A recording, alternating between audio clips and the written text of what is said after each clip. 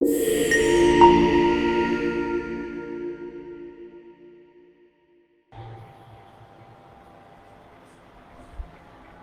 আলাইকুম। লার্নিফাইয়ের আরেকটি বায়োলজি ক্লাসে তোমাদেরকে স্বাগত জানাচ্ছি। তোমরা যারা এসএসসি 2025 পরীক্ষার্থী, আমরা লার্নিফাই তোমাদের বিশেষ করে সায়েন্সের সাবজেক্টগুলো সপ্তাহে 6 দিন আমরা ক্লাস নিচ্ছি।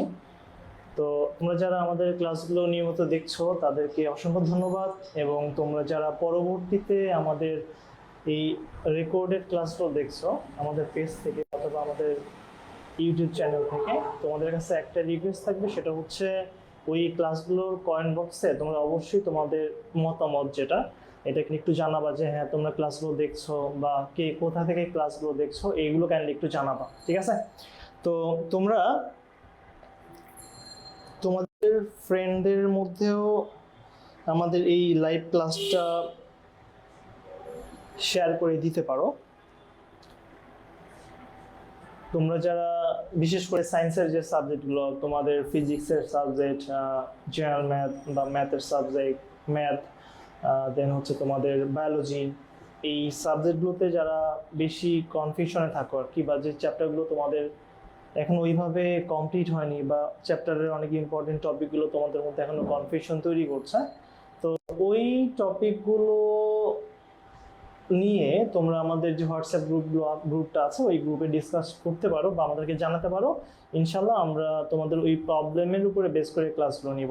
আর যেহেতু তোমাদের সামনেই প্রি টেস্ট ক্লাস 10-এর, দেন টেস্ট হবে, তারপরে হচ্ছে এসএসসির জন্য একটা প্রস্তুতি, আমরা এগুলোর মধ্যে কমপ্লিট করব।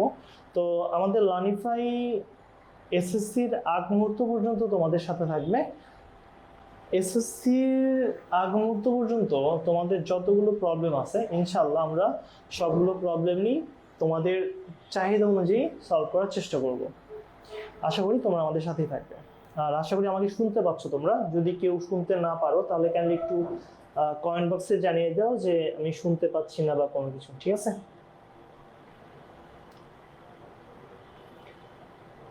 আমরা জীববিজ্ঞানের চ্যাপ্টার 2 যেটা, চ্যাপ্টার 2 এর গত ক্লাসগুলোতে কোষের গঠন এবং কোষের যে অঙ্গাণুগুলো আছে, এই কোষীয় অঙ্গাণুগুলোর গঠন, অবস্থান এবং কাজগুলো নিয়ে আলোচনা করেছিলাম। অর্থাৎ আমরা চ্যাপ্টার 2 এর পার্ট বলেছিলাম হচ্ছে কোষের একটা পার্ট থাকবে এবং টিস্যুর একটা পার্ট থাকবে। তো আমরা কোষের পার্টটা শেষ করেছি। আজকে মূলত আমরা অধ্যায় 2 যেটা, অধ্যায়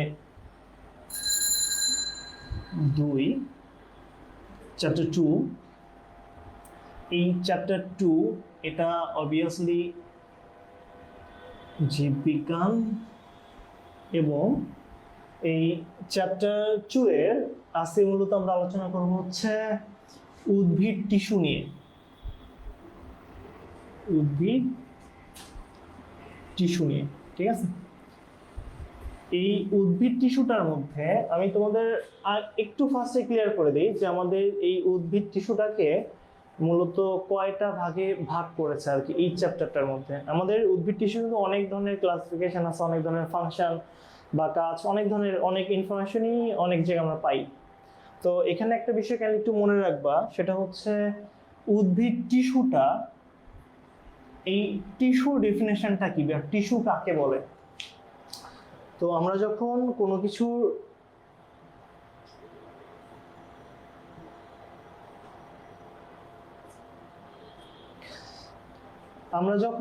কোনো কিছুর ডেফিনেশন দিব, অবভিয়াসলি ওই ডেফিনেশনের মধ্যে বা ওই সংজ্ঞার মধ্যে তার উল্লেখযোগ্য যে বৈশিষ্ট্যগুলো, ওই উল্লেখযোগ্য বৈশিষ্ট্যগুলো মাস্ট থাকতে হবে। তো আমি যদি বলি টিস্যু কাকে বলে, আমরা এক কথাই জানি যে একগুচ্ছ কোষ, একটা কোষ অবশ্যই টিস্যুর ক্ষেত্রে আসবে না, এখানে অবশ্যই উল্লেখ করতে হবে যে একগুচ্ছ কোষ। একগুচ্ছ কোষ যখন একই স্থান থেকে উৎপাদিত হবে। প্রথম আমি যদি বৈশিষ্ট্য বলি, টিস্যুর বৈশিষ্ট্য, সেটা হচ্ছে অবভিয়াসলি একগুচ্ছ কোষ হতে হবে, অবশ্যই একগুচ্ছ কোষ হতে হবে। দেন হচ্ছে একই স্থান থেকে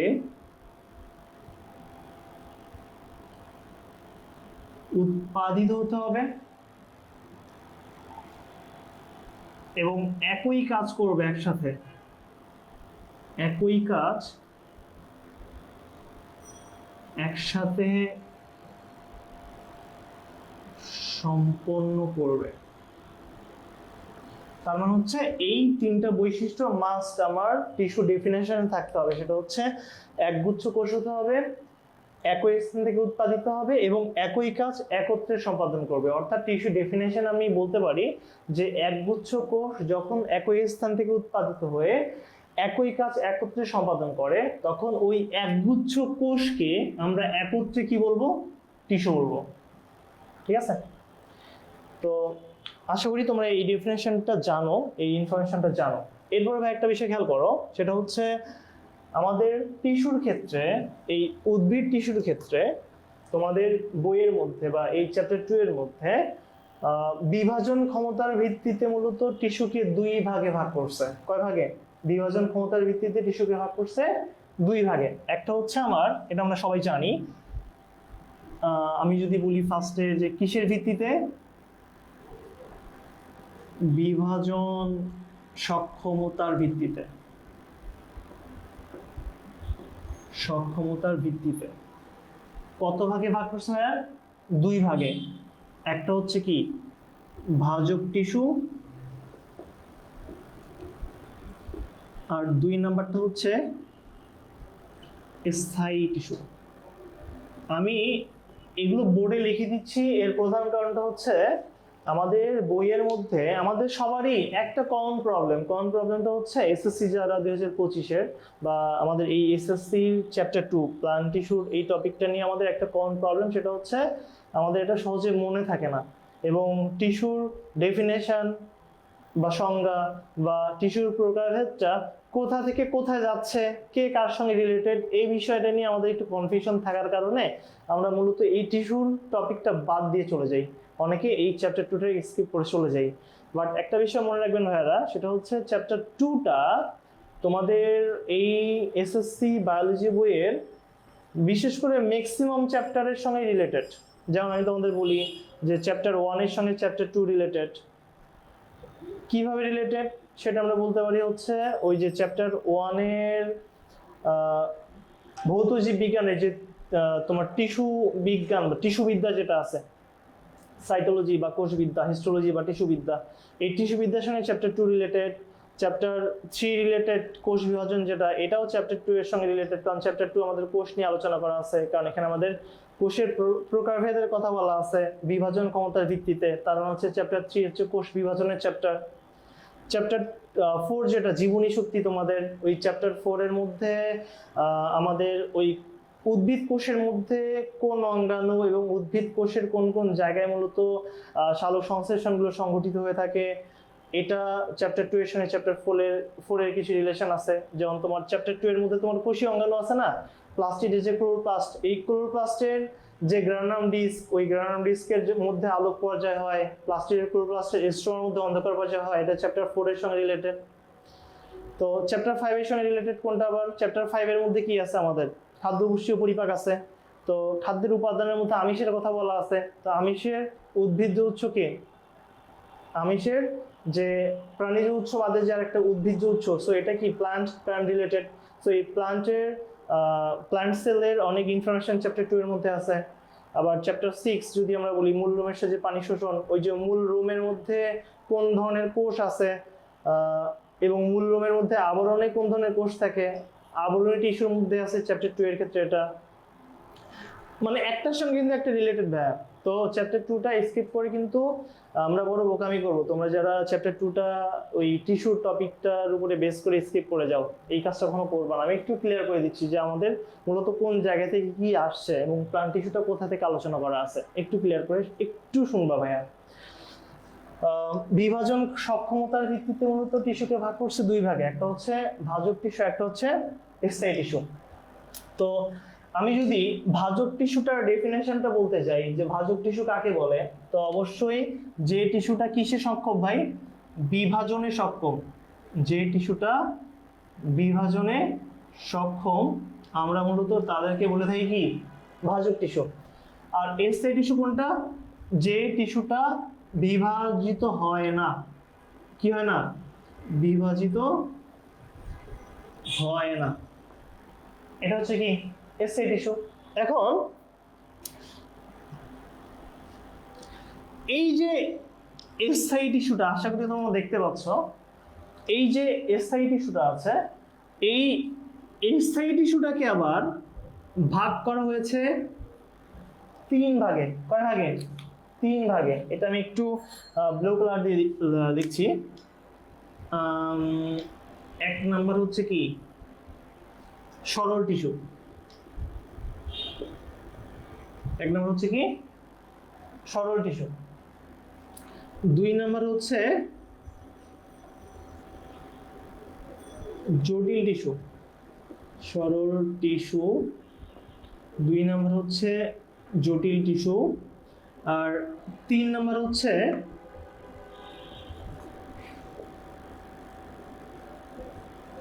এস্থায়ী টিস্যু। আমি আশা করব তোমরা আমার এই টপিকটি একটু মনোযোগ সহকারে দেখবা, কারণ এটা দেখলে আমাদের মূলত কোন জায়গা থেকে কোনটা টেনে টেনে ইনফরমেশনটা আমাদের বইয়ের মধ্যে দিয়েছে এই কনসেপ্ট আমরা ক্লিয়ার হয়ে যাব। এস্থায়ী টিস্যু 3 ধরনের, সরল টিস্যু, জটিল টিস্যু, আর একটা কি নিঃস্রাবী টিস্যু।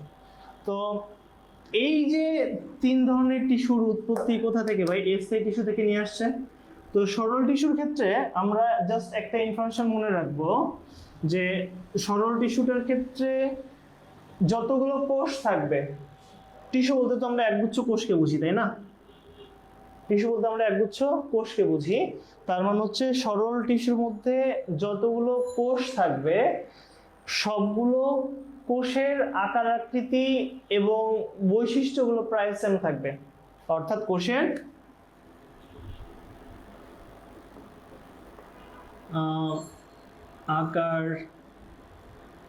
আকার আকৃতি, কাজ, বৈশিষ্ট্য সব কি থাকবে? একই থাকবে। আর জটিল টিস্যুর ক্ষেত্রে একটু উল্টা হবে, একটু আলাদা হবে। আমরা তো সহজ সরল মানুষের ক্ষেত্রে চিন্তা করি যে তার মানে চিন্তাধারার সঙ্গে সম্পৃক্ত, তার জীবনের সঙ্গে সম্পৃক্ত সবকিছু কি হয়? অতি সহজ হয়। তার মানে হচ্ছে সরল টিস্যুকে মনে রাখবা, টিস্যু বলতে আমরা কি বুঝি? কোষকে বুঝি। তার মানে হচ্ছে এই সরল টিস্যুর মধ্যে যতগুলো কোষ অন্তর্ভুক্ত থাকবে সবগুলো কোষেরই বৈশিষ্ট্য, ফাংশন মানে কাজ, আদার্স অন্যান্য যে কার্যকলাপগুলো আছে সবগুলো কি হবে? একই রকম হবে, এর মধ্যে কোনো ভিন্নতা দেখা দিবে না সরল টিস্যুর ক্ষেত্রে। আর জটিল বলতে আমরা কি বুঝি? একটু ক্রিটিক্যাল টাইপস না, একটু কেমন জানি মানে একটা বৈশিষ্ট্যের সঙ্গে আরেকটা বৈশিষ্ট্য মেলে না, এইরকম জটিল মানুষের ক্ষেত্রে আমরা যদি চিন্তা করি। তো সেম একইভাবে মানে জটিল মানুষকে দেখলে আমরা কিন্তু ইজিলি আইডেন্টিফাই করতে পারি না যে তার নেক্সট স্টেপ কি হবে বা তার পরবর্তী মুভমেন্ট গুলো কিরকম হতে পারে, এই ধরনের আমরা কিন্তু ইজিলি আইডেন্টিফাই করতে পারি না। তো জটিল টিস্যুর ক্ষেত্রে ভাই ওই জিনিসটাই মনে রাখবা, টিস্যু বলতে আমরা কোষকে বুঝি। জটিল টিস্যুর মধ্যে অন্তর্ভুক্ত কোষগুলোর আকার আকৃতি, বৈশিষ্ট্য বা আদার্স ফাংশন যেগুলো কাজগুলো আছে এগুলো সেম হবে না, এটা একটু মনে রাখবা যেগুলো এটার বিপরীত হবে। বৈশিষ্ট্য কি? এখানে একই রকমের।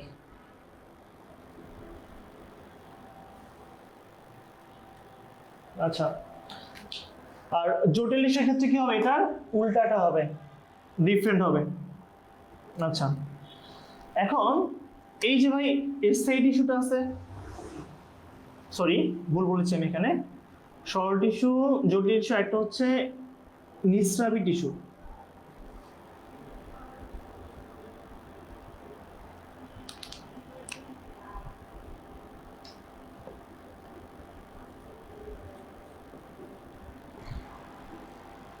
এই যে নিঃস্রাবী টিস্যুটা, এই নিঃস্রাবী টিস্যুটা হচ্ছে ওই সকল টিস্যু যে টিস্যুগুলো থেকে মূলত বিভিন্ন ধরনের তরল উপাদান নিঃসৃত হয় বা ক্ষরিত হয়।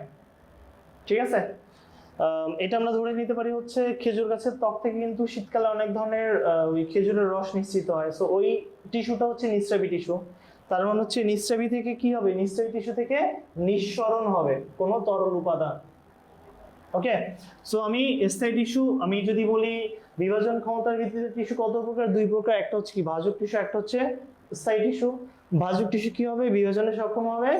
স্থায়ী টিস্যু বিভাজনে বিভাজিত হবে না, বিভাজনে অংশগ্রহণ করবে না।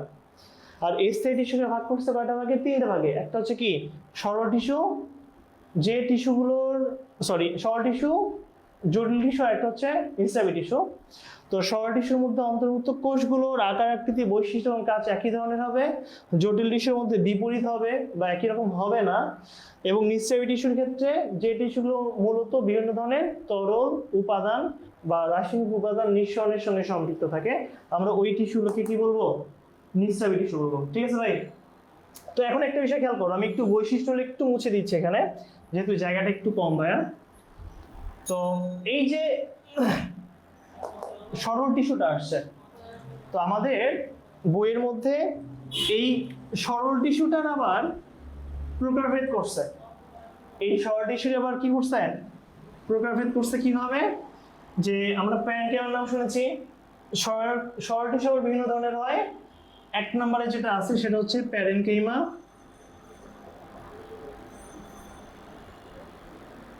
ওকে, দেন হচ্ছে কোলেনকিমা,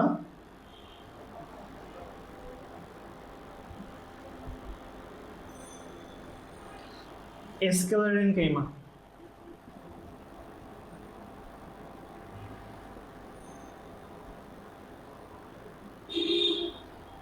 ঠিক আছে, প্যারেনকিমা, কোলেনকিমা, একটা হচ্ছে কি স্ক্লেরেনকিমা। এখন এই যে স্ক্লেরেনকিমা ভাইয়া, এই স্ক্লেরেনকিমার আবার এই স্ক্লেরেনকিমার আবার 2টা প্রকারভেদ আছে। স্ক্লেরেনকিমা হচ্ছে 2 ধরনের।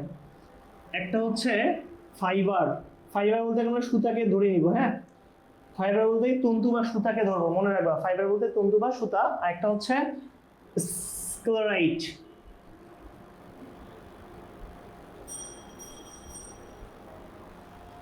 আশা করি দেখতে পাচ্ছ তোমরা। না দেখতে পারলে একটু কাইন্ডলি জানাবো আমাকে।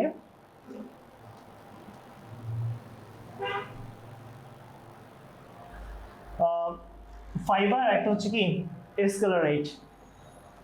তো আমাদের বইয়ের মধ্যে উদ্ভিদ টিস্যুর প্রধান যে বর্ণনাটা, ওই প্রধান বর্ণনাটা শুরু করছে মূলত এই যে এখান থেকে, এই যে এগুলো থেকে, প্যারেনকিমা থেকে, কোলেনকিমা, স্ক্লেরেনকিমা থেকে। প্যারেনকিমা থেকে শুরু হয়েছে আর কি, এরপরে সামনের দিকে চলে গেছে।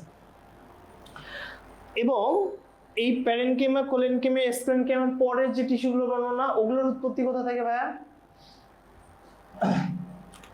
আচ্ছা, ওটা আমরা পরের টপিকে যাব। আমরা যখন এই আগে এগুলোর বৈশিষ্ট্যগুলো একটু শেষ করে ফেলি, তারপর আমরা যাবো ওটাতে। খেয়াল করো এখানে যে এই যে সরল টিস্যুটা, আমি বলেছি তোমাদের যে সরল টিস্যুর মধ্যে অন্তর্ভুক্ত যে কোষগুলো থাকবে, প্রত্যেকটা কোষের আকার আকৃতি গঠন ফাংশন প্লাস একই ধরনের থাকবে সবকিছু, তাই না? তো এইখানে আমরা যদি একটু বলি যে সরল টিস্যুর মধ্যে আমরা পাচ্ছি হচ্ছে প্যারেনকিমা, কোলেনকিমা এবং স্ক্লেরেনকিমা। তো আমি এখন তোমাদের এই যে প্যারেনকিমা, কোলেনকিমা এবং স্ক্লেরেনকিমার বৈশিষ্ট্য একটু ব্যাখ্যা করার চেষ্টা করবো আর কি। যদি কারো কনফিউশন থাকে কাইন্ডলি একটু আমাকে কমেন্ট সেকশন জানিয়ে দিবা, অথবা মেসেজ করো। আমি ইনশাআল্লাহ পরের ক্লাসে বা এই ক্লাসেই আমি তোমাদের কনফিউশনটা ক্লিয়ার করে দেওয়ার চেষ্টা করব। তো এখানে আমি ভাই, আমরা এখন যেটা করবো, আমরা এটা বুঝছি, আমরা এখন যেটা পড়বো সেটা হচ্ছে সরল টিস্যুর এই প্যারেনকিমা, কোলেনকিমা এবং স্ক্লেরেনকিমা, এই পার্টটা আমরা এখন পড়বো, এইটা। এবং এই যে এই পার্টটা আমরা এখন পড়বো ইনশাআল্লাহ। এবং এই যে 2 এবং 3, তোমাদের বইয়ের মধ্যে 3 নম্বরের কোনো ইনফরমেশন দেওয়া নাই। 3 নম্বরের কোনো ধরনের ব্যাখ্যা বা আদার্স কোনো ধরনের বিস্তারিত কোনো কিছু দেওয়া নাই। এরপরে আমরা যেটা পড়বো সেটা হচ্ছে জটিল টিস্যু। মানে আমাদের এই প্যারেনকিমা, কোলেনকিমা এবং স্ক্লেরেনকিমা, ফাইবার, স্ক্লেরাইট শেষ হওয়ার পরে আমরা যে টপিকে হাত দিব সেটা হচ্ছে কি জটিল টিস্যু। ঠিক আছে? তো এই 2টা অংশ মনে রাখবা। আমি এগুলো শেষ করার পরে আবার এখান থেকে শুরু করব।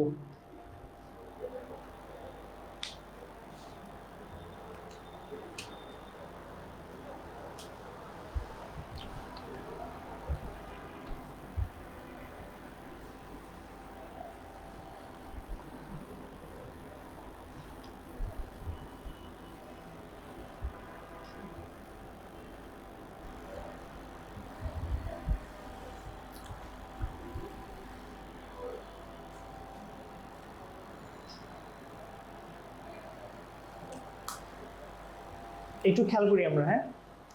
সেটা হচ্ছে আমি যেটা বললাম যে শর্ট টিস্যুর মধ্যে আমি প্যারেনকেমা পাবো, কোলেনকেমা পাবো, স্পারেনকেমা পাবো।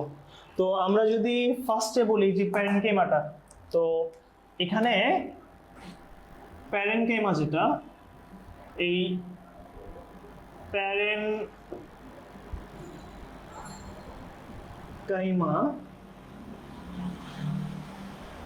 প্যারেনকেমার যে ফিগারটা, এই ফিগারটা তোমাদের বইয়ের মধ্যে খুব সুন্দরভাবে দেওয়া আছে। আমি জাস্ট একটু বোঝানোর জন্য এখানে একটু ড্র করি। সেটা হচ্ছে এই প্যারেনকেমা ফিগারের ক্ষেত্রে প্যারেনকেমা তো একটা টিস্যু, তাই না? তার মানে হচ্ছে এর মধ্যে অনেক ধরনের কোষ থাকবে। প্যারেনকেমার মধ্যে কি থাকবে? অনেক ধরনের কোষ থাকবে। তো আমি যদি এখানে একটু ড্র করি যে এটা হচ্ছে আমার প্যারেনকেমা জাতীয় কোষের কম্বিনেশনে তৈরি টিস্যুর অস্তিত্ব এখানে দেওয়া আছে।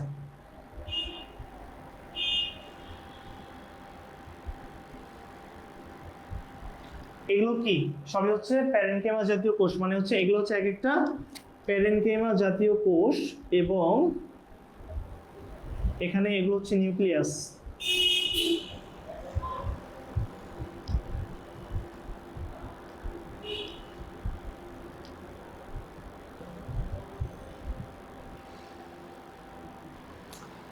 এই প্যারেনকেমা জাতীয় কোষের আমরা যদি বৈশিষ্ট্য একটু পড়তে চাই, ভাই একটু ফিগার দেখে এখানে ফিগার দেখে আমরা সবগুলো বৈশিষ্ট্য এইভাবে বুঝে উঠতে পারবো না, বা আমাদের একটুখানি মনে রাখতে হবে। তোমাদের বইয়ের মধ্যে প্যারেনকেমা দিয়ে বিশাল কিন্তু একটা ছোট্ট একটা প্যারা দেওয়া আছে, এবং এই প্যারার মধ্যে প্রত্যেকটা লাইনে প্যারেনকেমা টিস্যুর সঙ্গে সম্পৃক্ত প্রত্যেকটা কোষের বৈশিষ্ট্যের কথা বলা আছে। সো আমাদের যেটা করতে হবে সেটা হচ্ছে আলাদা আলাদা করে পয়েন্ট করতে হবে, ঠিক আছে? সো আমি যদি ফার্স্টে বলি যে প্যারেনকেমা টিস্যুর বৈশিষ্ট্যগুলো কি, সেটা হচ্ছে ফার্স্টে বলতে হবে হচ্ছে আমাদের প্যারেনকেমা কোষের কোষ প্রাচীর কি? কোষ প্রাচীর পাতলা। প্যারেনকেমা কোষের কোষ প্রাচীর পাতলা। অবভিয়াসলি কোষ প্রাচীর আমি খুব পাতলা করে ড্র করেছি, এবং কোষ প্রাচীর পাতলা থাকবে, এবং কোষ প্রাচীর সেলুলোজ নির্মিত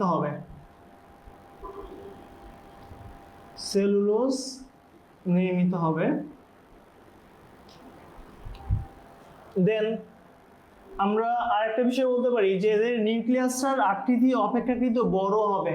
তার মানে হচ্ছে এদের কেন্দ্রিকা বা এদের মস্তিষ্ক, যেটা আমরা তো জানি যে কোষের নিউক্লিয়াসকে কোষের মস্তিষ্ক বলা হয়। নিউক্লিয়াসের আকৃতি বড় থাকে, এবং এই নিউক্লিয়াসের চতুর্দিকে কি থাকে ভাই? নিউক্লিয়াসের চতুর্দিকে তো অবভিয়াসলি সাইটোপ্লাজম থাকবে। এগুলো চতুর্দিকে সাইটোপ্লাজম থাকবে। আমি একটু মুছে দিই এটা। আমরা পড়বো প্যারেনকেমার পরে কোলেনকেমা, দেন এসপ্যানকেমার এই ক্লাসিফিকেশন দুইটা। তো আমি ফার্স্টে এখানে পাচ্ছি হচ্ছে এই নিউক্লিয়াসের আকৃতি বড়, এবং পরবর্তীতে সেটা হচ্ছে সাইটোপ্লাজম ঘন।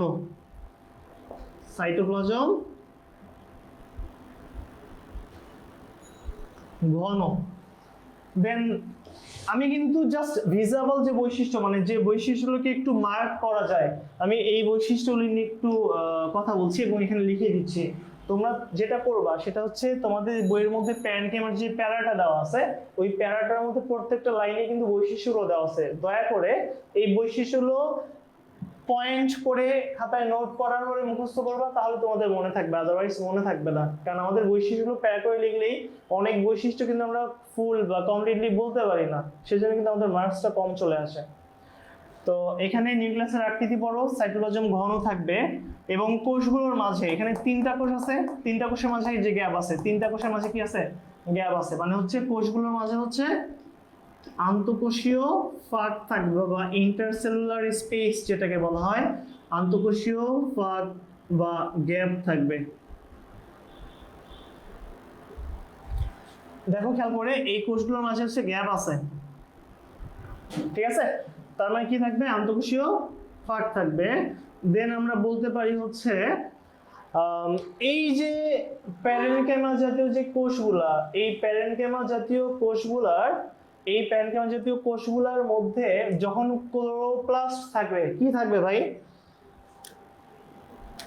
ক্লোরোপ্লাস্ট। যখন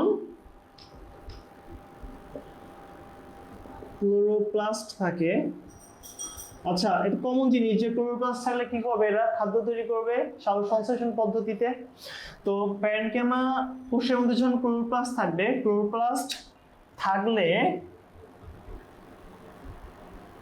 আমরা পড়তেছি কি প্যারেনকাইমা, এই কোষের মধ্যে কি আছে? ক্লোরোপ্লাস্ট। তো প্যারেনকাইমা আর ক্লোরোপ্লাস্টের কম্বিনেশন আমরা করব ক্লোরোপ্লাস্টের এই দুইটা লেটার আর প্যারেনকাইমার লাস্টে দুইটা বা তিনটা লেটার কানেক্ট করে আমরা যে ওয়ার্ডটা পাই সেটা হচ্ছে ক্লোরেনকাইমা। ক্লোরেনকাইমা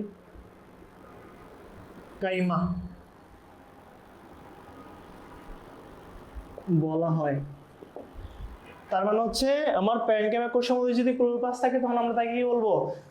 ক্লোরেনকাইমা বলবো। এবং এয়ার, আমরা গ্রামে যারা থাকি, বিশেষ করে তোমরা তো অনেকেই গ্রামে থাকো আমাদের এই গ্রুপটাতে, তো এই গ্রামের মধ্যে যে কচুরি পানা আছে না, মানে দলকচু, আমরা আঞ্চলিক ভাষায় অনেকে বলি দলকচু, ওই দলকচুর মধ্যে খেয়াল করে দেখবো ভাইয়ারা যে পানির মধ্যে এই যে সবুজ কালারের এই যে পান পাতার মতো একটা অংশ ভেসে থাকে, কচুরি পানার ফুল হয়, এবং ওই কচুরি পানার ফুল কিন্তু এখান থেকে বের হয়, অনেক মানে গোলাপি কালারের ফুল থাকে, ফুলের পাপড়ি থাকে, এবং ওই কচুরিপানার একটা অংশ দেখবে এরকম মোটা।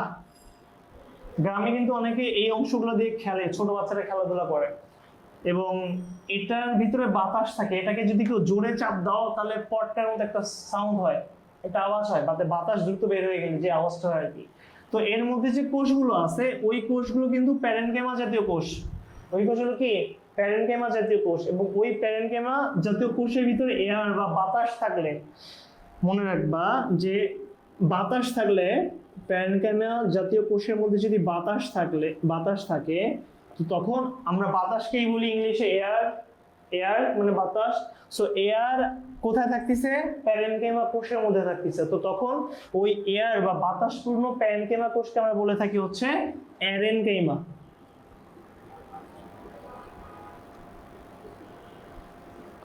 আমরা বলি হচ্ছে অ্যারেনকাইমা। তো এই সাধারণ বৈশিষ্ট্যগুলো শেষ। এরপরে আমরা যদি কাজের কথাটা বলি, তোমরা এই প্যারেনকাইমা লিখে এখানে একটা প্যারা করতে পারো বা একটা পয়েন্ট করতে পারো যে বৈশিষ্ট্য, দেন এই বৈশিষ্ট্যগুলো লিখতে পারো, এবং এরপরে তোমরা কাজের জন্য আলাদা করে একটা প্যারা করতে পারো, যেটা তোমাদের এমসিকিউ এর জন্য অনেক বেশি হেল্পফুল হবে।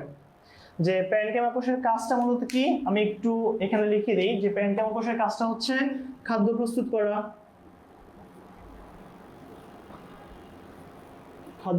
করা, দেন হচ্ছে যারা খাদ্য উৎপাদন করে তারা খাদ্য জমা করে রাখবে, খাদ্য কি করে?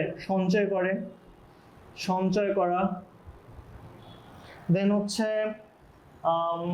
খাদ্য পরিবহন করা,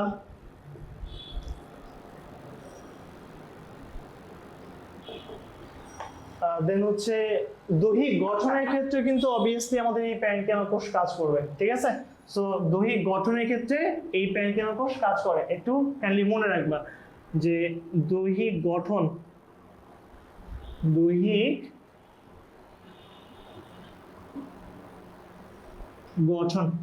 ওকে? তোমরা স্পষ্ট দেখতে পাচ্ছ কিনা কাইন্ডলি তোমাকে কমেন্ট সেকশনে জানাও, হ্যাঁ?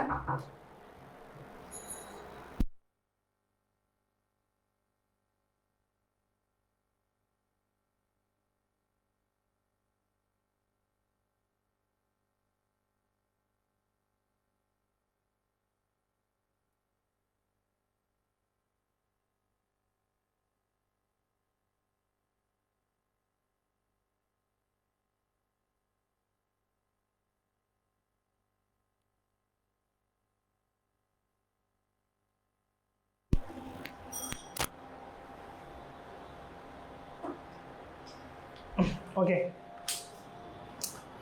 তো আমরা একটু খেয়াল করি যে আমার এই প্যারেনকাইমা কোষের মধ্যে এই বৈশিষ্ট্যগুলো আমরা পাবো যে কোষ প্রাচীর পাতলা থাকবে, কোষ প্রাচীর সেলুলোজ নির্মিত হবে, নিউক্লিয়াস বড় হবে, সাইটোপ্লাজম ঘন হবে এবং কোষগুলোর মাঝে আন্তঃকোষীয় ফাঁক থাকবে।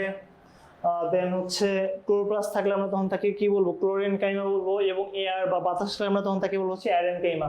এবং কাজ হচ্ছে খাদ্য প্রস্তুত করা, খাদ্য সঞ্চয় করা এবং খাদ্য বস্তু পরিবহন করার সাথে সাথে দৈহিক গঠনের ক্ষেত্রেও কাজ করা হচ্ছে এই প্যারেনকাইমা জাতীয় কোষগুলো। ওকে, এরপরে ভাই আমরা প্যারেনকাইমার পরে যেটা পাবো সেটা হচ্ছে কি, কোলেনকাইমা।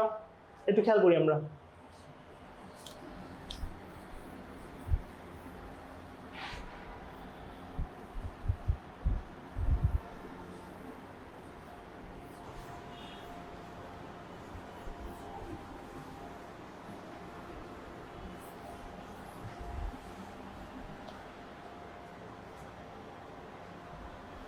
এখানে কি ছিল, প্যারেনকাইমা ছিল।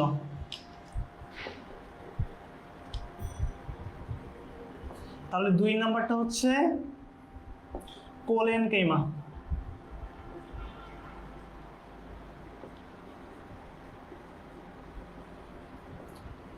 এখন খেয়াল করি ভাই, মনে রাখবো যে সরল টিস্যুর মধ্যে যতগুলো টিস্যুর বর্ণনা আমরা পড়বো, প্রত্যেকটা টিস্যুর সঙ্গে কোনো না কোনোভাবে প্যারেনকাইমা কোষগুলো জড়িত থাকবে।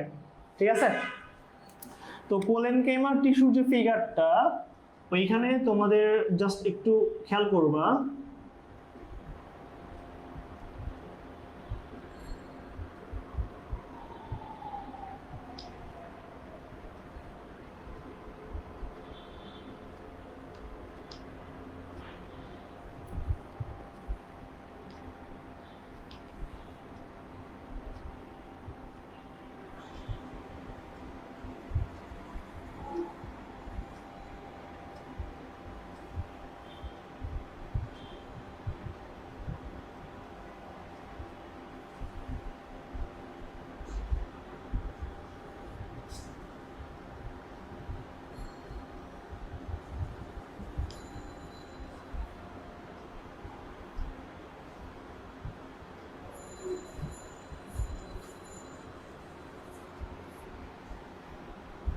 আচ্ছা, ধরে নাও যে এইখানে এই ফিগারটা হচ্ছে আমাদের কোলেনকাইমা টিস্যুর ফিগার, তার মানে হচ্ছে এখানে অনেকগুলো কোলেনকাইমা কোষ আছে।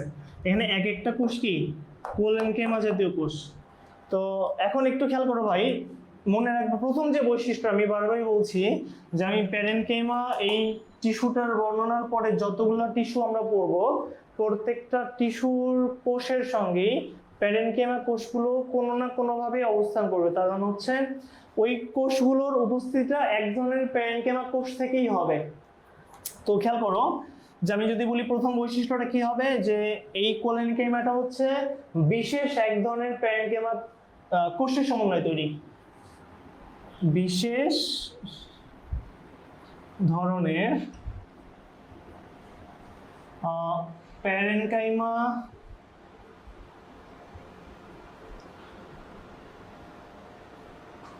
কোষ দ্বারা তৈরি।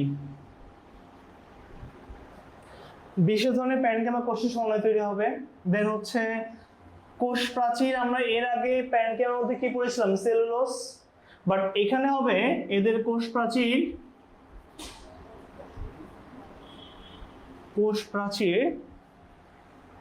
সেলুলোজ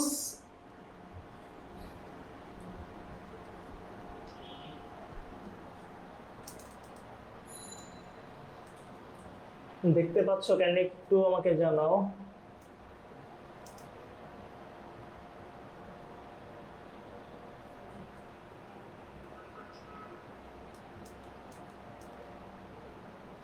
দেখতে সমস্যা হচ্ছে না, একটু আমাকে জানাও ভাইয়া।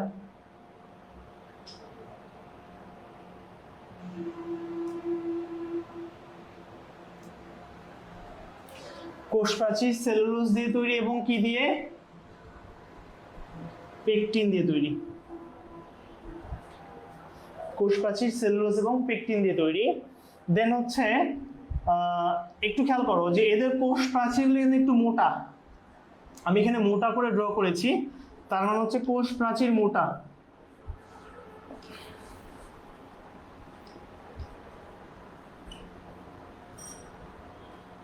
তো তোমাদের যদি বুঝতে প্রবলেম হয় ভিডিওটা আরেকবার দেখে নিবা, তোমরা আমাদের ইউটিউব চ্যানেলে থাকবে। আর তারপরে যদি বুঝতে সমস্যা হয় অবশ্যই মেসেজ করবা যে কোন জায়গায় বুঝতে সমস্যা হচ্ছে, বা ইনশাল্লাহ ওটা আমি আবার বোঝানোর চেষ্টা করবো তোমাদেরকে। বাট কোনো ধরনের মানে গ্যাপ নিয়ে পরীক্ষার রুমে যাওয়া যাবে না, বুঝে জেনে শিখে দেন যেতে হবে তোমাকে। কোষ প্রাচীর মোটা, এবং আমি বললাম যে কোষ প্রাচীর মোটা, এবং এই যে কোনাগুলো আছে না ভাই, এই যে কোনাগুলা, এগুলো কি বেশি মোটা না? এই প্রাচীরগুলোর তুলনায় এই কোনাগুলো কি খুব বেশি করে মোটা করে দিয়েছি না আমি? তার মানে হচ্ছে এর কোনাগুলো অধিক পুরু, কোনাগুলো অধিক মোটা হবে। কোষ প্রাচীর মোটা, এর অসমভাবে মোটা।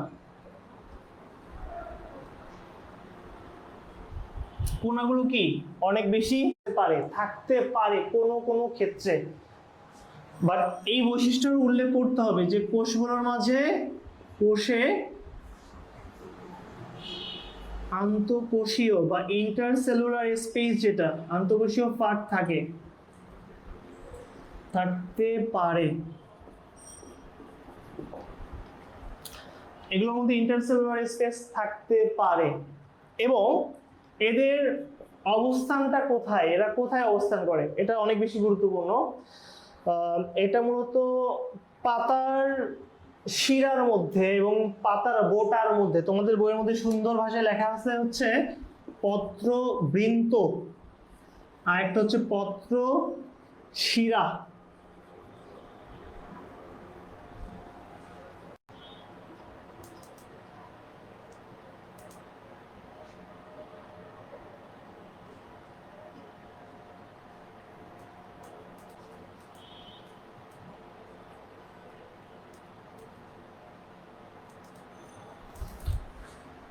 পত্রবৃন্ত এবং পত্র শিরায় অবস্থান করে। ভাই পত্রবৃন্ত কোনটা আর পত্র শিরা কোনটা একটু খেয়াল করবা, যদি দেখা যায় এখানে দেখা যাচ্ছে কিনা একটু জানাও। হ্যাঁ যাচ্ছে হয়তোবা। আচ্ছা, আমি যদি এটাকে একটা গাছের পাতা ড্র করি, তাহলে এটা হচ্ছে একটা গাছের পাতা। তাহলে এই যে গাছের পাতাটার এই শরীরটা বা দেহটা, এই যে এটাকে বলা হচ্ছে পত্রবৃন্ত বা পাতার বোটা, এবং পাতার মধ্যে এই অংশটাকে বলা হয় পত্রফলক, এবং এই পত্রফলকের মধ্যে এই যে অংশগুলো থাকে না, এই এইগুলোকে বলা হয় পত্রশিরা। আচ্ছা ভাই, একটা বিষয় খেয়াল করবা, একটু মনে রাখবা এই দুইটা ওয়ার্ড, পত্রবৃন্ত মানে পাতার বোটা, একটা হচ্ছে পত্রশিরা, এটা পত্রশিরা, ঠিক আছে?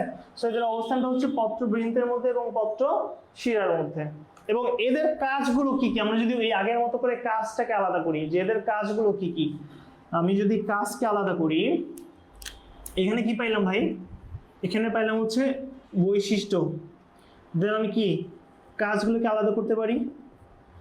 তো কাজগুলোর মধ্যে এই কোলেনকাইমা টিস্যুর যে প্রধান কাজ, এই কোলেনকাইমা টিস্যুর যে প্রধান কাজটা হচ্ছে খাদ্য প্রস্তুত করা,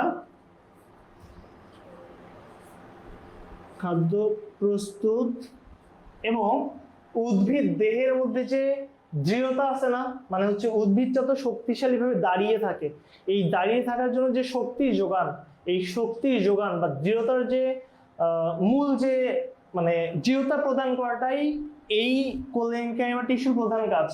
এবং এই কোলেনকাইমা টিস্যুটা মূলত এই পাতার বোটার মধ্যে এবং পাতার শিরার মধ্যে থাকার কারণে ঝড় বৃষ্টি বা যে কোনো ধাক্কায় এই পাতাটার আকৃতির পরিবর্তন ঘটে না। তার মানে হচ্ছে পাতার আকৃতির দৃঢ়তা প্রদান করে গিয়ে এই পত্র শিরাগুলা, এবং এই পত্র শিরাগুলার মধ্যে কোন টিস্যু থাকে? কোলেনকাইমা টিস্যু থাকে। তার মানে হচ্ছে কোলেনকাইমা টিস্যুর কাজ কি? উদ্ভিদ দেহের দৃঢ়তা প্রদান করা, এবং এই দৃঢ়তা প্রদানের পাশাপাশি প্রধান কাজ হচ্ছে খাদ্য প্রস্তুত করা। তার মানে হচ্ছে কাজ হচ্ছে কি ভাই? কাজ হচ্ছে দৃঢ়তা প্রদান করা এবং খাদ্য প্রস্তুত করা, এটা একটা কাজ। এবং এর অবস্থানটা আমরা যদি একটু ভালোভাবে মার্ক করি যে এই কোলেনকেমা টিস্যু মূলত কোথায় থাকে, আমি বলেছি যে পত্রবৃন্তের মধ্যে থাকে, পত্রশিরার মধ্যে থাকে। এবং এছাড়াও কিছু নমনীয় কাণ্ড আছে। নমনীয় কাণ্ড বলতে কি আমরা বুঝি যে কাণ্ডটা এমনি অন্যান্য বড় গাছের মতো শক্তিশালী ভাবে দাঁড়িয়ে থাকতে পারে না। আমরা ওই মিষ্টি কুমড়ার গাছ আমরা সবাই চিনি, এই কাণ্ডটা নমনীয়, মানে একটু ভাঁজ করা যায়, হালকা ফ্লেক্সিবল, ঠিক আছে। দেন হচ্ছে তোমার মিষ্টি কুমড়ার গাছ, লাউয়ের গাছ, এই জাতীয় যে গাছগুলো আছে এই গাছের কাণ্ডগুলো নমনীয়, এবং এই নমনীয় কাণ্ডগুলোর মধ্যেই মূলত এই কোলেনকেমা টিস্যুগুলো অবস্থান করে। সো আশা করি তোমরা বুঝতে পারছো। আরেকবার বলে দিই যে এটা কোলেনকেমা হচ্ছে বিশেষ ধরনের প্যারেনকেমা কোষের সমন্বয়ে তৈরি। দেন হচ্ছে কোষ প্রাচীর প্যারেনকেমার ছিল সেলুলোজের তৈরি, এর সঙ্গে হচ্ছে কি সেলুলোজের সঙ্গে কি যুক্ত হবে, পেকটিন। তার মানে এদের কোষ প্রাচীর সেলুলোজ এবং পেকটিন দ্বারা তৈরি। কোষ প্রাচীর মোটা এবং অসমভাবে মোটা, কোথাও সমানভাবে মোটা নাই, এবং এদের কোণাগুলো খুব বেশি মোটা হবে। এবং এর মধ্যে আমি আরো কিছু বৈশিষ্ট্য আমরা লিখতে পারি যে অবশ্যই এর মধ্যে নিউক্লিয়াস থাকবে এবং সাইটোপ্লাজম ঘন থাকবে। তারপর হচ্ছে কোষগুলোর মাঝে আন্তঃকোষীয় ফাঁক, এখানে ফিগারে আমরা ওইভাবে আইডেন্টিফাই করতে পারছি না, বাট উল্লেখযোগ্য বৈশিষ্ট্যের মধ্যে একটা হচ্ছে কোষগুলোর মাঝে আন্তঃকোষীয় ফাঁক বা ইন্টারসেলুলার স্পেস থাকবে। এবং এদের অবস্থানটা কোথায়, পাতার বোটার মধ্যে এবং পাতার শিরার মধ্যে। এছাড়াও এরা অবস্থান করে কোথায় কোথায়, ওই যে কচি নমনীয় যে উদ্ভিদের কাণ্ডগুলো আছে কাণ্ডের মধ্যে অবস্থান করে। কাজ কি, কাজ হচ্ছে কি করা, খাদ্য উৎপাদন করা, এবং খাদ্য উৎপাদনের পাশাপাশি কি কাজ, উদ্ভিদ দেহকে দৃঢ়তা প্রদান করা। ওকে, আশা করি বুঝতে পারছো। এটাই হচ্ছে মেইনলি প্যারেনকেমা টিস্যুর বৈশিষ্ট্যগুলো এবং কাজগুলা। এরপরে ভাই একটু খেয়াল করো, কোলেনকেমার পরে যেটা,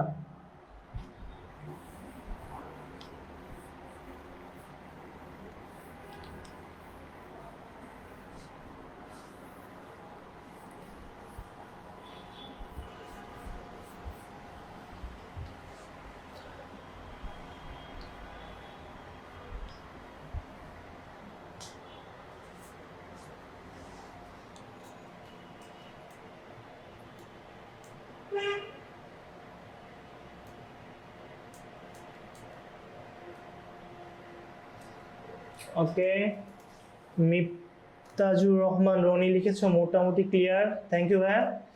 যদি কনফিউশন থাকে আমাকে একটু নক করবা ভাইয়া, কোন জায়গায় কনফিউশন বা বুঝতেছ না একটু জানালে আমি ইনশাল্লাহ সলভ করে দিব তোমাকে। ওকে,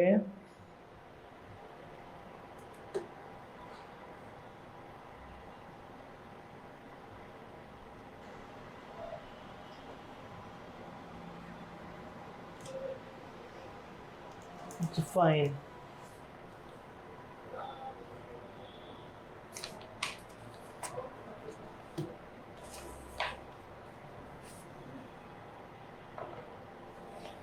আচ্ছা, এখন খেয়াল করো, কোলেনকেমার পরে যেটা সেটা হচ্ছে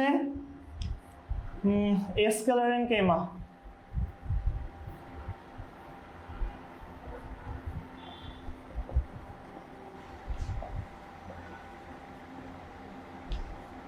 খেয়াল করো ভাইরা, এই এসক্লেরেনকেমা টিস্যুর মধ্যে তোমাদের বইয়ের দুইটা চিত্র দেওয়া আছে। এখন কোশ্চেনটা হচ্ছে ওই দুইটা চিত্র দেখলে কিন্তু আমাদের একটা কনফিউশন কাজ করে যে আসলে টিস্যু কোনটা, মানে কোন ফিগারটা দিব আমরা, ও এবং ওখানে কি দেওয়া আছে আর কি, কোনটা বুঝাতে যাচ্ছে। ওখানে তোমাদের বইয়ের মধ্যে দুইটা চিত্র দেওয়া আছে। এখানে একটা ফিগার দেওয়া হচ্ছে ফাইবারের মতো, মানে সুতার মতো, এইভাবে লম্বা করে বলা দেওয়া আছে ফিগারটা।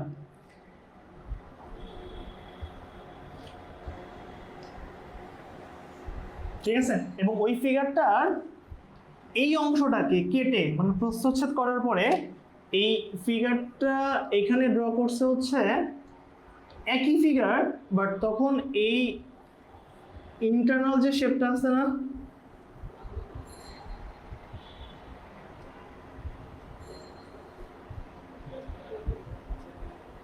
মানে হচ্ছে এইটাকে আমি যদি এই জায়গাটা প্রস্থচ্ছেদ করি তাহলে এর ইন্টারনাল শেপটা আমরা দেখতে পারবো।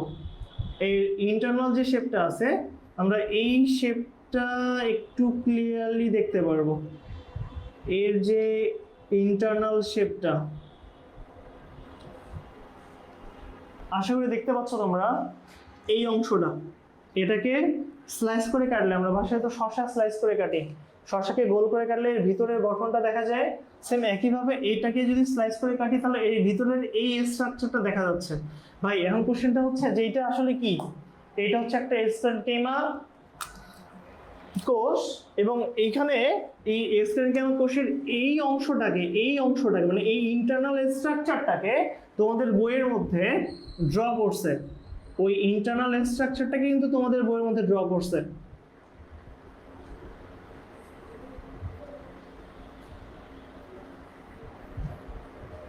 আর কোশ্চেনটা হচ্ছে বইয়ের মধ্যে যেটা ড্র করছে, এখানে আমি চারটা দিছি, একটা দুইটা তিনটা চারটা, এটা কোথা থেকে আসলো ভাই?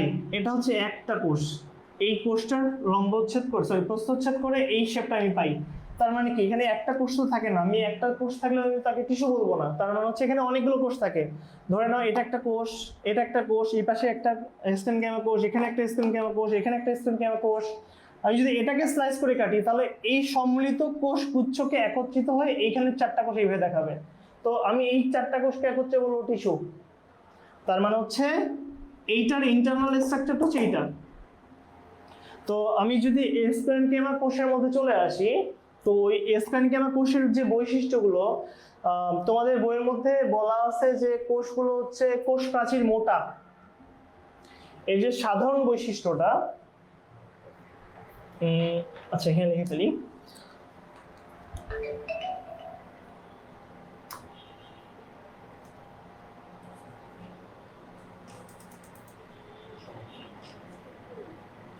কোনো সমস্যা হচ্ছে কেন একটু জানাও ভাইরা।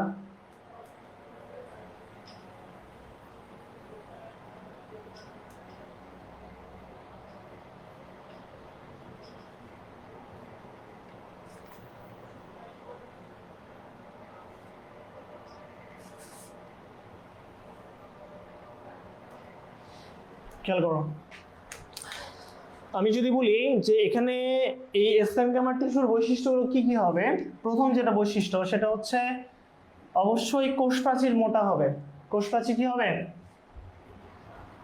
কোষ প্রাচীর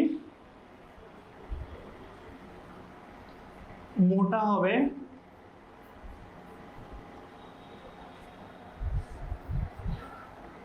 এবং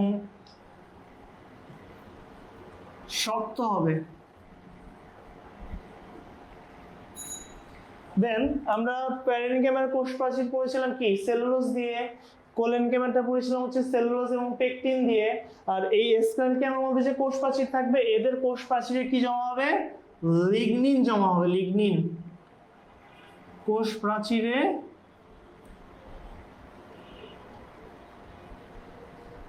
লিগনিন জমা হবে, এবং এদের উল্লেখযোগ্য মানে এই স্প্লেনকেমা টিস্যুর উল্লেখযোগ্য কাজ হচ্ছে যান্ত্রিক কাজে অংশগ্রহণ করে।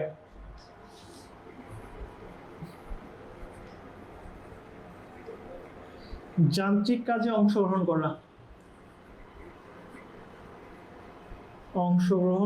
এখন কোশ্চেন হচ্ছে ভাই উদ্ভিদের মধ্যে আবার যান্ত্রিক কাজ কই থেকে আসলো, যন্ত্রের কাজ কেমনে চলে আসলো? ভাই এখানে যান্ত্রিক কাজ বলতে বোঝানো হচ্ছে যে উদ্ভিদের স্ট্রাকচারটা বা আকৃতিটাকে ধারণ করা, উদ্ভিদের দৃঢ়তাটাকে প্রদান করা, এবং উদ্ভিদ দেহের মধ্যে উদ্ভিদের যে শেপটা আছে মানে আকৃতিটা আছে, এই আকৃতিটা যখন ওই উদ্ভিদ দেহের কোষের মধ্যে বিদ্যমান তরল উপাদানগুলো কোনো এক সময় নিঃশেষ হয়ে যায়, ওই তরল উপাদান নিঃশেষ হয়ে যাওয়ার পরে ওই উদ্ভিদ দেহের আকৃতিটাকে শেপটাকে তারা রক্ষা করে। তার মানে হচ্ছে এই কোষগুলোর মানে এই স্প্লেনকেমা কোষের প্রাথমিক পর্যায়ে, এখন আমি যেটা বললাম যে কোষের মধ্যে বিদ্যমান তরল উপাদানগুলো নিঃশেষ হয়ে যাওয়ার পরেও কোষের আকৃতিটাকে বা উদ্ভিদের আকৃতিটাকে বজায় রাখে। তার মানে কি একদম প্রাথমিক অবস্থায় এদের কি থাকবে? একদম প্রাথমিক পর্যায়ে এদের কোষের মধ্যে প্রোটোপ্লাজম থাকে। প্রাথমিক পর্যায়ে কি থাকে? প্রোটোপ্লাজম থাকে। একদম যখন পরিণত হয়ে যায়, যখন ম্যাচুরিটি লাভ করে, তো তখন এদের প্রোটোপ্লাজম কি হবে, নষ্ট হয়ে যাবে এবং ফাইনালি পরিণত অবস্থায় কি হয়, পরিণত অবস্থায় মৃত কোষে রূপান্তরিত হয়, মৃত কোষে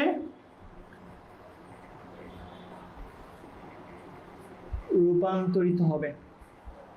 তো এই উল্লেখযোগ্য বৈশিষ্ট্যগুলো কিন্তু আমরা স্প্লেনেকাইমা থেকে পাই। এখন খেয়াল করো ভাই, এই স্প্লেনেকাইমার এই বৈশিষ্ট্যগুলো পাওয়ার সাথে সাথে আমরা কিছুক্ষণ আগেই তোমাদের বলেছিলাম যে স্প্লেনেকাইমার মধ্যে আমরা দুই ধরনের প্রকারভেদ পাই। কি কি পাই? পাই হচ্ছে ফাইবার, আর একটা কি পাই, স্ক্লেরাইড পাই।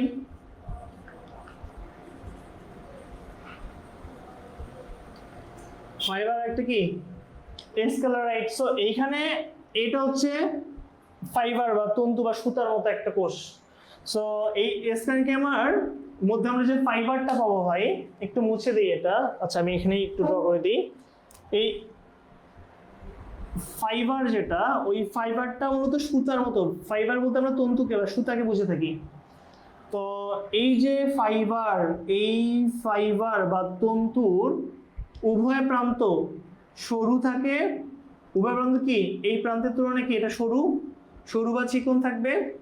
ফাইবার মধ্যে আমরা কি কি পাবো একটু লিখে দিই, এখানে মুছে দিই এটা।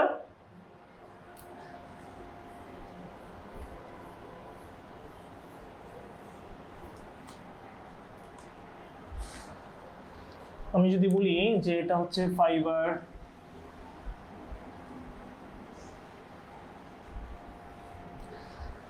তো ফাইবারের উভয় প্রান্ত কি থাকবে ভাই, উভয় প্রান্ত থাকবে কি সরু, উভয় প্রান্ত সরু থাকবে এবং প্রান্তগুলো, এই যে প্রান্তগুলো আছে না ভাই, এই যে প্রান্তগুলো, এই প্রান্তগুলো সুচালো থাকতে পারে, ভোঁতাও থাকতে পারে। ভোঁতা বলতে কি ধারালো না, ঠিক আছে, সুচালো চিকন থাকবে, সুচালো থাকতে পারে, অথবা ভোঁতা থাকতে পারে। এবং এদের যে কোষ প্রাচীর, আমরা তো জানি অবভিয়াসলি উদ্ভিদ কোষে কি থাকে, কোষ প্রাচীর থাকে, এবং এই কোষ প্রাচীরের মধ্যে অবশ্যই ছিদ্র থাকবে। এদের কোষ প্রাচীর কি থাকবে, ছিদ্র থাকবে। এদের কোষ প্রাচীরে অতি ক্ষুদ্র ছিদ্র থাকবে। তার মানে হচ্ছে কোষ প্রাচীরের মধ্যে কিছু ছিদ্র থাকে।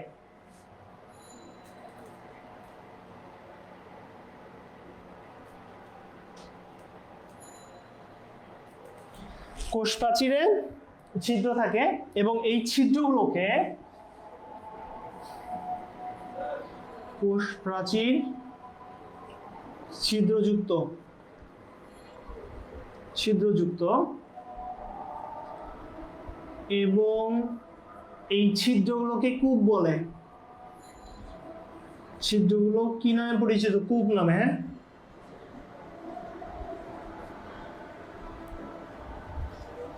এদের কোষ প্রাচীরের মধ্যে অসংখ্য ছিদ্র থাকে এবং ছিদ্রগুলো কূপ নামে পরিচিত থাকবে। এবং আমরা এই যে ফাইবারের যদি অনেক উদাহরণ দিই, তোমাদের বইয়ের মধ্যে কিন্তু কিছু উদাহরণ দেওয়া আছে ফাইবারের নাম দিয়ে। যেমন ওখানে বলা আছে হচ্ছে বাস্ট ফাইবার। একটু বলে দিই বাস্ট ফাইবারটা আসলে কি।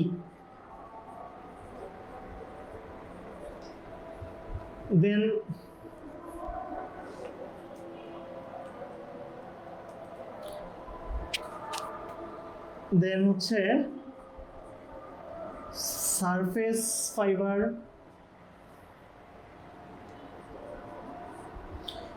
এরপরে বলা আছে হচ্ছে ওকে ফাইন, এরপরে বলা আছে হচ্ছে জাইলেম ফাইবার। এই যে বাস্ট ফাইবার না ভাই, এই বাস্ট ফাইবারটা হচ্ছে আমাদের ওই যে পার্ট আছে না, পার্ট, আমরা তো পার্টটা সবাই চিনি, পার্টের যে আঁশটা আছে না, ওই পার্টের আঁশ হচ্ছে আমাদের বাস্ট ফাইবার, ঠিক আছে। আর সারফেস ফাইবার হচ্ছে তুলা, তুলা অথবা বিভিন্ন ধরনের ফলের বাইরের যে খোসার যে আবরণ ওটা হচ্ছে সারফেস ফাইবার।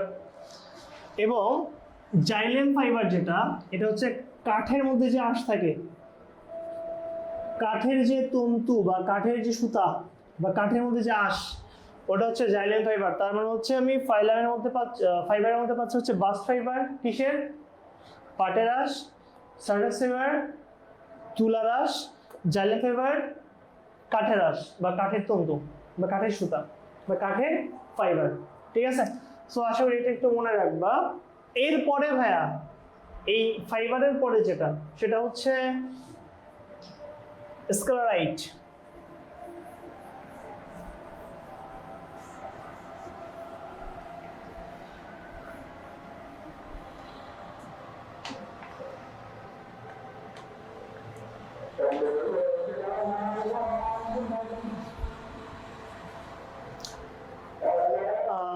আজান হচ্ছে, আমরা একটু ব্রেক নিই।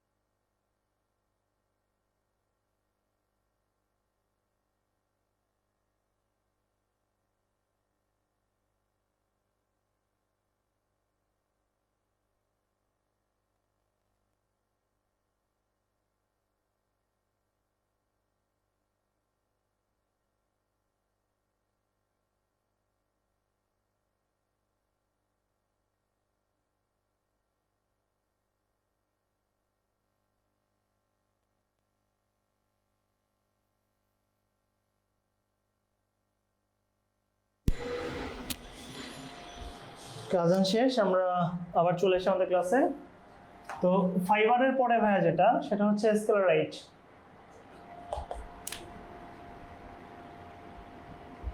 বি ছিল, হ্যাঁ।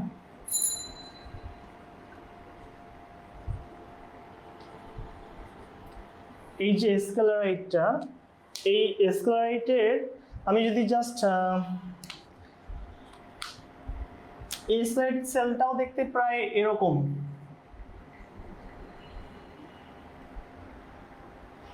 এবং এখানে অনেকগুলো স্ক্লেরাইট সেলই থাকবে, এগুলোকে আমরা এক্সোনিক টিস্যু বলতে পারি। তো এই স্ক্লেরাইটের মধ্যে জাস্ট মনে রাখবা যে এই স্ক্লেরাইটকে আমরা মূলত স্টোন সেল বলি। স্টোন সেল বলা হয়, স্টোন বলতে আমরা পাথর বলা হয়। স্টোন বলতে আমরা বুঝি কি, পাথরকে। তার মানে হচ্ছে এই সেলগুলো দেখতে পাথরের মতো হওয়ার কারণে আমরা ওই সেলগুলোকে স্টোন সেল বলতে পারি। এবং ওই সেলগুলোর আমি যদি এখানে আরেকটা সেল ড্র করি, তো ওই সেলগুলোর ব্যাসটা প্রায় সমান থাকে, অর্থাৎ ব্যাস কি হবে, ব্যাস সমান থাকবে, এদেরকে স্টোন সেল বলা হবে। এবং এদের ব্যাস সমান হবে। দেন হচ্ছে এদের যে কোষ এবং এদের আকৃতিটা ভাই, এদের আকৃতি কিন্তু পাথরের মতো হতে পারে, তারকা আকৃতির হতে পারে এবং লম্বা আকৃতির হতে পারে। তার মানে হচ্ছে আকৃতি অনেক ধরনের হতে পারে।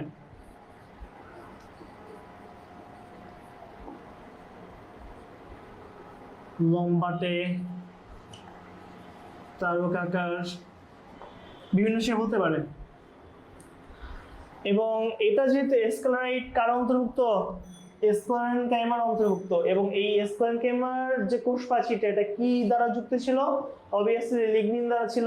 তার মানে হচ্ছে এখানে আপনারা লিখতে পারেন হচ্ছে এদের কোষ প্রাচীর কি দ্বারা তৈরি, লিগনিন দ্বারা কোষ প্রাচীর তৈরি, লিগনিন দ্বারা কোষ প্রাচীর তৈরি হবে। এবং একটা বিষয় খালি মনে রাখবেন, সেটা হচ্ছে এই যে কোষগুলো আছে, এই কোষগুলো যখন ম্যাচুরিটি লাভ করে, যখন পরিপক্কতা লাভ করে, তো তখন এরা মৃত কোষে কনভার্ট হয়ে যায়। তার মানে হচ্ছে পরিপক্কতা লাভের পরে কিসে কনভার্ট হবে,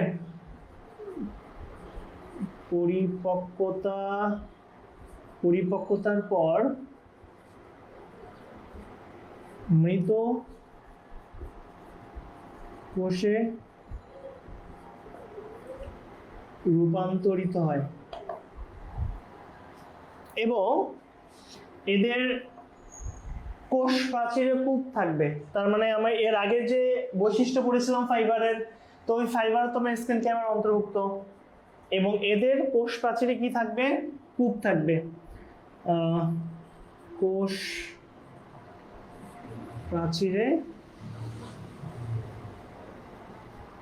কূপ থাকে, এটা আমরা ইজিলি মনে রাখতে পারবো। এবং এদের অবস্থানটা মূলত কোথায়, এরা মূলত হচ্ছে নগ্নবীজী উদ্ভিদ এবং দ্বিবীজপত্রী যে উদ্ভিদগুলো আছে, ওই নগ্নবীজী এবং দ্বিবীজপত্রী উদ্ভিদের কর্টেক্সের মধ্যে এবং ফলের মধ্যে, বা ফলের যে আবরণ আছে বা খোসাটা আছে, ওটার মধ্যে মূলত এই স্কেলারাইট টিস্যুটা থাকে। একটু মনে রাখবো যে অবস্থানটা কোথায়, নগ্নবীজী এবং দ্বিবীজপত্রী উদ্ভিদের কর্টেক্সের মধ্যে। নগ্নবীজী মানে বীজ যাদের ফলের বাইরে থাকে বা বীজ ফল দ্বারা আবৃত থাকে না, সেটা হচ্ছে নগ্নবীজী উদ্ভিদ। আর দ্বিবীজপত্রী বলতে আমরা বীজপত্র দুইটাকে বুঝি। আমরা ছোলা চিনি সবাই, ছোলা, ওই ছোলা রমজান মাসে পানিতে ভিজানোর পরে খেয়াল করে দেখতা যে ব্রাউন কালারের আবরণটা উঠে যেয়ে হলুদ কালারের দুইটা পার্ট বের হয়ে আসে, এবং ওই দুইটা পার্টকে আমরা আলাদা করলে এরকম দুইটা অংশ পাই। এই দুইটাকে আমরা বীজপত্র বলি। সো এখানে বীজপত্র দুইটা হলে দ্বিবীজপত্রী। সো এই দ্বিবীজপত্রী উদ্ভিদের কর্টেক্সের মধ্যে এবং ফলের বাইরে যে খোসা, ওই বাইরের খোসার মধ্যে মূলত এই স্কেলারাইট থাকে। তো আশা করি তোমরা বুঝতে পেরেছ। আজকে এই পর্যন্তই। আমরা মূলত আজকে উদ্ভিদ টিস্যুর যে সরল টিস্যুটা ছিল, ওই সরল টিস্যুর মধ্যে প্যারেনকাইমা, কোলেনকাইমা এবং স্ক্লেরেনকাইমাটা শেষ করেছি। ইনশাল্লাহ আগামী ক্লাসে তোমাদের এই উদ্ভিদ টিস্যুর যে জটিল টিস্যুটা আছে, আমরা ওই জটিল টিস্যু নিয়ে আলোচনা করব। তো সেই পর্যন্ত তোমরা সবাই ভালো থাকবা। আমাদের এই লাইভ ক্লাসগুলোর পরে রেকর্ডিং ক্লাসগুলো যারা দেখবা তারা অবশ্যই কমেন্ট করবা। তাহলে দেখা যাচ্ছে আমাদের ইন্সপিরেশন হিসেবে কাজ করে তোমাদের এক একটা কমেন্ট, এবং অবশ্যই ফ্রেন্ডদের মধ্যে শেয়ার করবা। তো সেই পর্যন্ত আমাদের সাথে থাকো।